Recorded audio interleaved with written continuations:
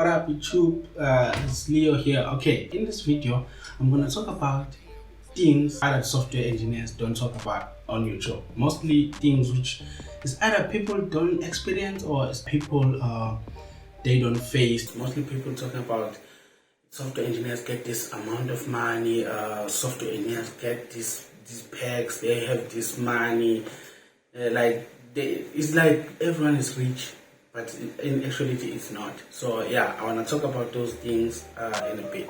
Here's my 5 top things which no one talks about, which are not good in the software development industry. Okay, the first one is it's not as easy to get jobs as people put it out there. Like, getting a job is hard. Like, in fact, you might spend like 3 to 4 months.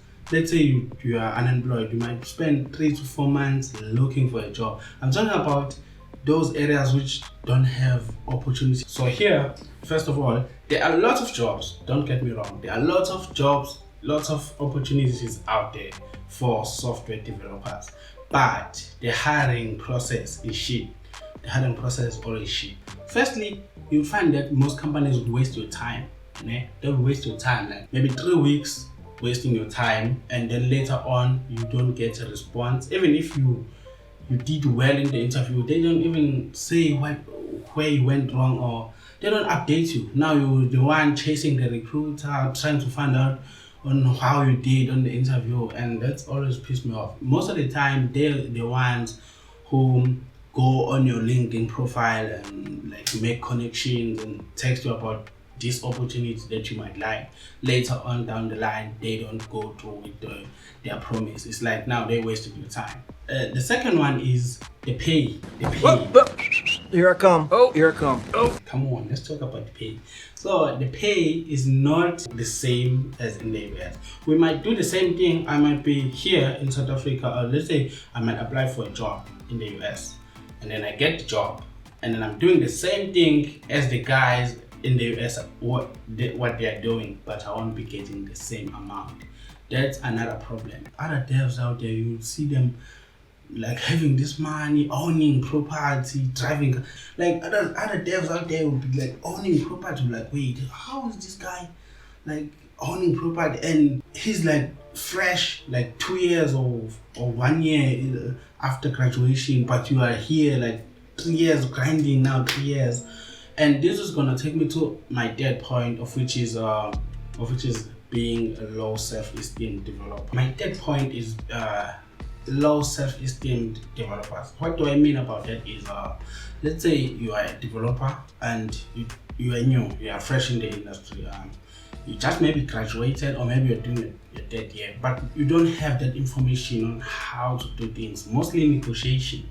No one teaches negotiations most of the time, but in the software development industry, you negotiate things. It's very rare where you find a company where you apply, get the job, and then they say, okay, this is the amount everyone is getting at this position.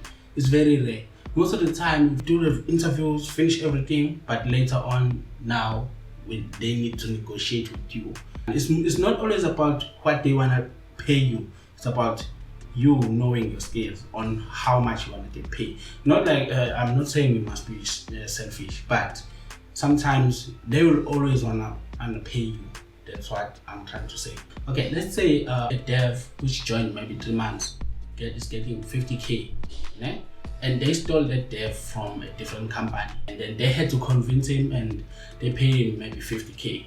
Just making an example per month. So for you, when you are joining, let's say you are the one who applied for the job, most of the time they will try to lowball you and maybe pitch around 30K, that mark around there. So if you know your skill, if you know that okay, on the market, this skill I'm supposed to be getting paid this amount, you might negotiate maybe around 45 at most, but the company will always try to lowball you to around 30 or maybe 35 or maybe 20 at most.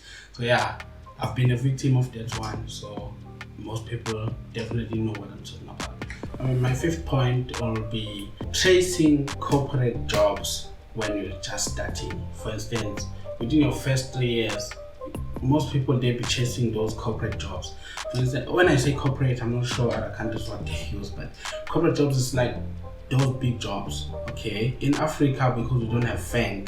Yes, we do have Amazon. In South Africa, we do have Amazon AWS. Most guys will be chasing that kind of job. That job, I've done that.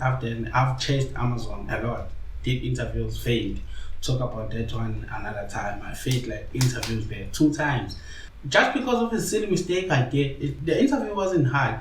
It's just that I made some silly mistakes. I'll talk about that one on another video. The mistake people do chasing corporate jobs. Here we have mostly banks. Banks hire a lot and they pay a lot. And most people will be chasing the banks, those big companies which are bigger than any other company that you know. So those companies, most of the time, you won't learn anything there. You won't. So you'll be just there doing this, or maybe updating code which was done 5 years ago by some dev. You won't be learning anything. So you'll find that you're getting paid, yes, but you're not happy with your job. You feel like you're gonna get fired because you don't know how to do things.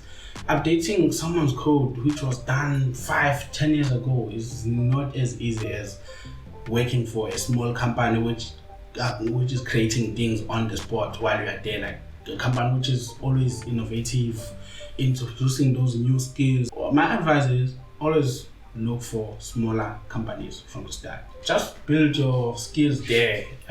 Maybe stay there for like a year or 1.5 years. Yeah, build your skills, and also it must be a company which is doing exactly what you want to do in the future.